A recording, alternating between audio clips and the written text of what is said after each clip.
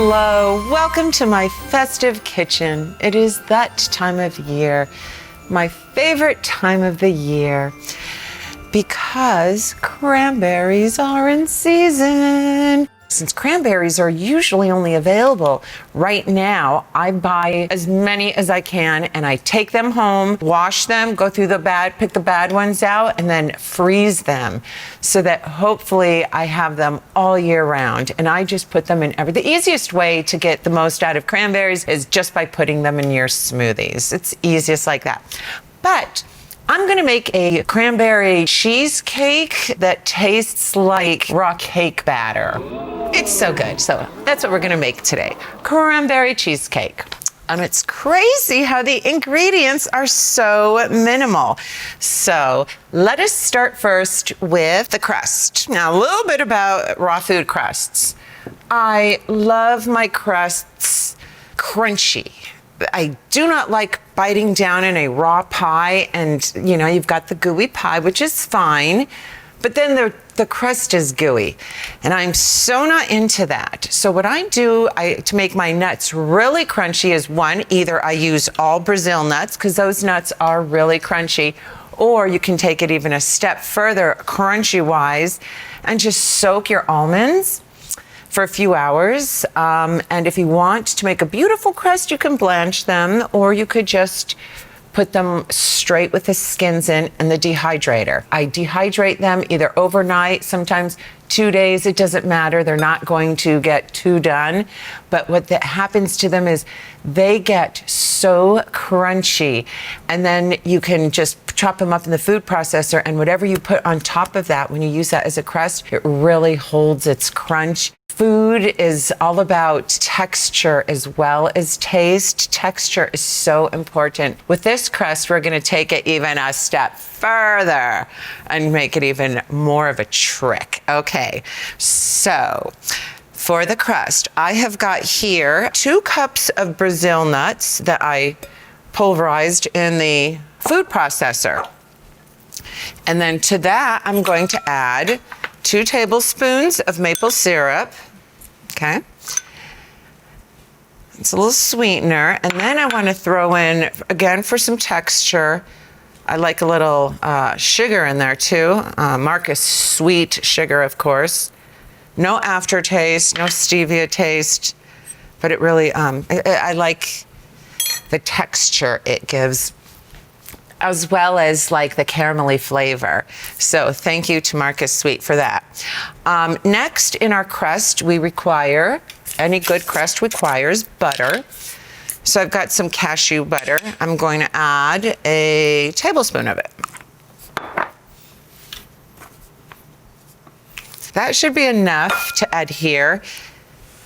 And a little salt, just to bring out the flavor. It's going to be mash and smear.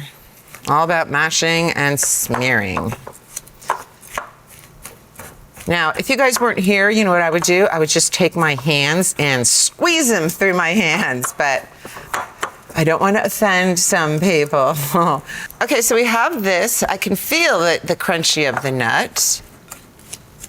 Now, for more of a trick, we are going to add something that makes it taste like a Rice Krispie treat. 1/2 cup to 3/4 cup of buckwheaties. These are awesome. It's essential. I have them in my kitchen pantry. They go so well in everything. These are really easy to make. All I did was soak them for a couple hours, drain them, rinse them, drain them, and then I laid them out in an even layer in the dehydrator. I dehydrated them for like 3 hours. It only takes 3 hours for them to get crispy.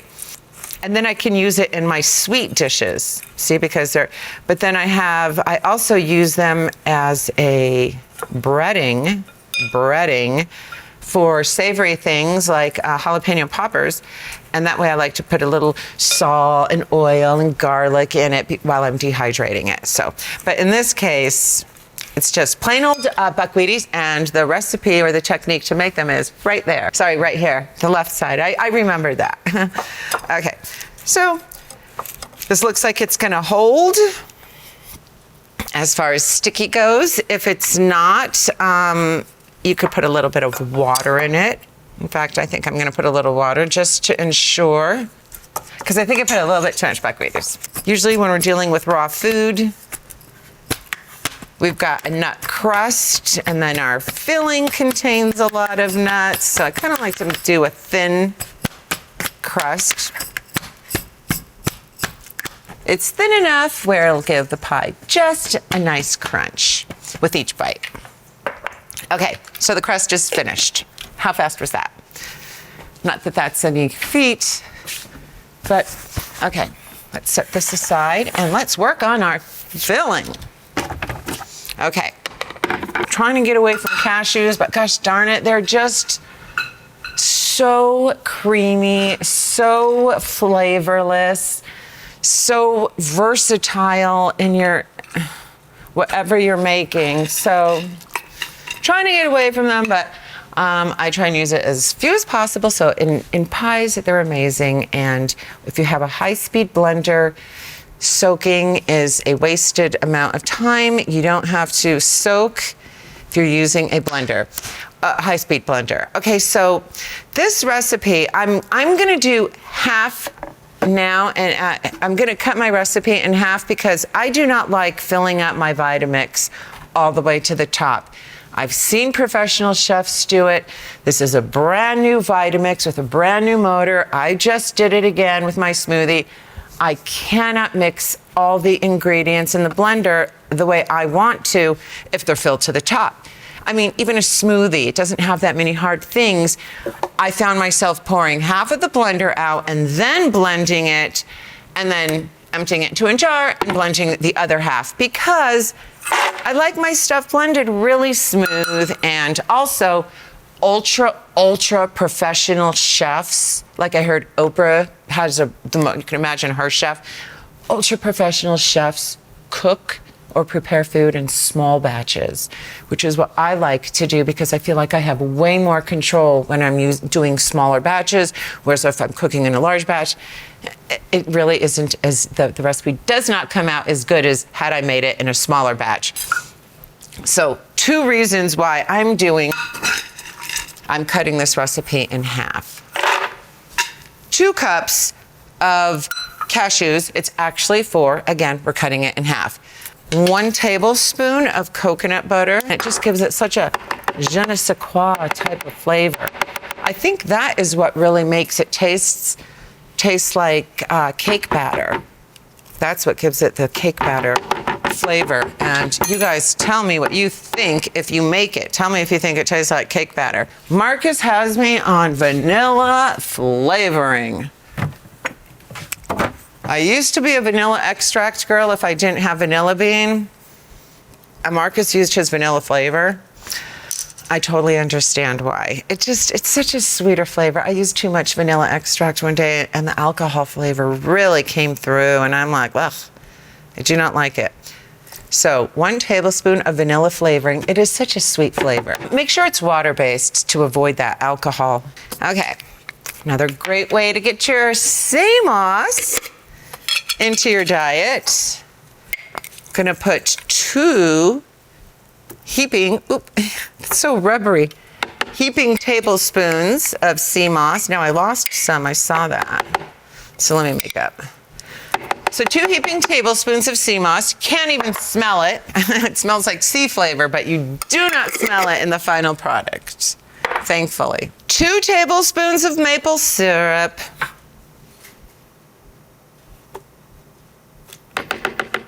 I was thinking about, I should have prepared my cranberries first, but that's okay. Before I blend this, I'll do my cranberries and put 2 arrows like this for you guys. 1.5 tablespoons of lemon juice. Love the lemon juice in here. You know, they do lemon juice in cheesecake. I like to put a little bit more. It really will bring out the flavor of everything. Rather than blend it with water or a nut milk, I'm gonna blend it with orange juice. And between the coconut butter and the orange juice, I believe we come out with a cake batter tasting recipe. And I'm not gonna put the entire cup in because if you're making a recipe, if you see like something that you really like, an item, let's say a food item, and you turn it around and it says ingredients, nuts, sugar, a little milk, nut milk, vanilla, this and that. If you put all those ingredients in the blender and blend at the same time, you are not going to get the same product as if you slowly added it. It's just so different.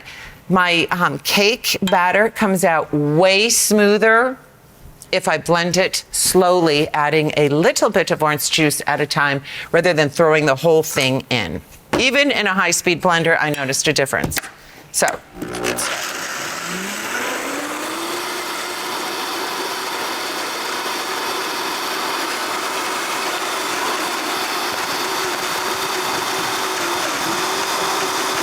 okay, now, I still have a little bit of orange juice left, and I'm certainly not going to use it if it already blended properly because I like my cake batter. We want it kind of thick. We don't want it runny. I'd rather have it too thick than too thin. So here is a big bowl. I'm just going to slide that one half of it in.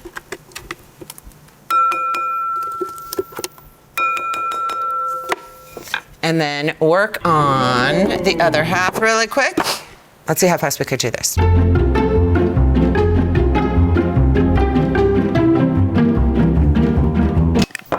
I just came up with this recipe last night, so let's do like a little over 3/4 cup, because I do not want you guys to make this and have it come out too runny to serve. About a cup of cranberries. The cranberries are pretty tart, as you guys know, so I'm gonna add a little bit of orange juice, some coconut oil. The coconut oil really makes them slippery. It does something to the texture. It gives it a great flavor, and it's just a little bit of coconut oil. That's why coconut oil. And a little maple syrup, of course, counteract some of that tartness. I heard a very scientific report saying that we should consume about 2 ounces of cranberry juice, unsweetened, every day. And yeah, easier said than done. But what I do is I take a miracle berry. Don't forget, the miracle berry makes everything tart, taste sweet. And when I blend this, just cranberries with water and ice in the blender, and then I strain the little pieces out, and then I pop a miracle berry in, or, oh my God, it is so delicious. It's got to be ice cold, nothing in there, smooth as satin. So I'm just coating them like this, okay? Now remember, this step you want to do a few hours ahead of time. I don't want all that juice runneth over because it's gonna make a mess when I'm walking to the dehydrator. These are your cranberries, and this is what they're going to be dehydrating on for the next 4 hours. And then I'm gonna bring out these ones that I had going for a few hours. I like a pop. That's what we're going for. That's fun food. Listen to that texture. In this recipe, less is more. So I think just a few cranberries like that. You know, just so that you have a few little in each bite.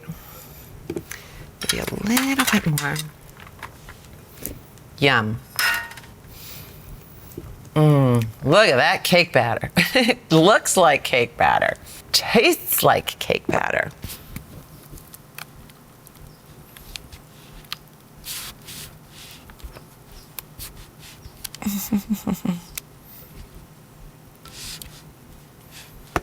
That is a big licky bowl. That's too big for me. So let me get a little bit more out.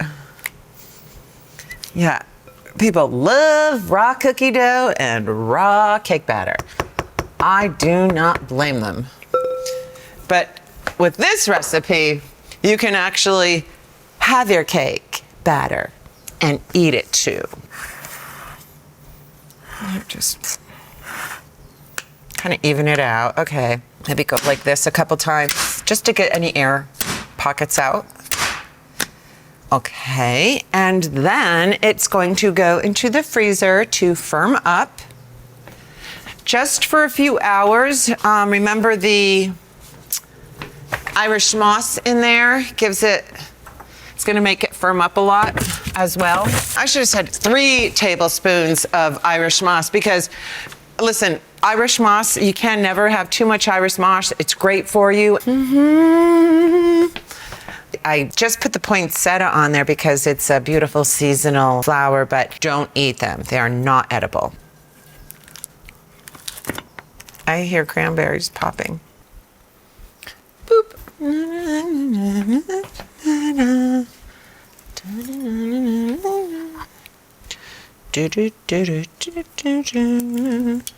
You know me, I love to coddle my food and keep going and going and going and adding things like whipped cream and pecans, candied pecans and syrup. But you know what? This pie slash cake batter is so delicious on its own. I'm not going to do anything to it except put a piece of it in my mouth right now. Listen to that. Just like a real pie crust. It's like a real pie crust.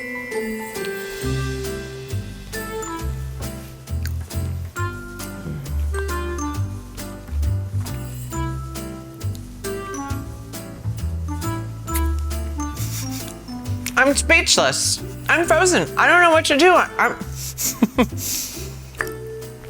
My goodness. Okay. These buckwheaties are so essential in making a regular cake to making something on a whole nother level. I mean, if you guys are doing raw food potlucks and just want to impress them, add buckwheaties to everything. Fast, easy, and just amazing. Highly recommended. Now remember, you want to freeze it a couple hours or even overnight and remove it from the freezer a few hours before serving. And you will be very satisfied. You guys, you did it again. You joined me and you made my day. And I hope I was able to offer you a little idea on something really festive and healthy to make this holiday season. From our kitchen to yours, happy holidays, and I hope to see you very soon in the next video. Have a great holiday, guys. Bye.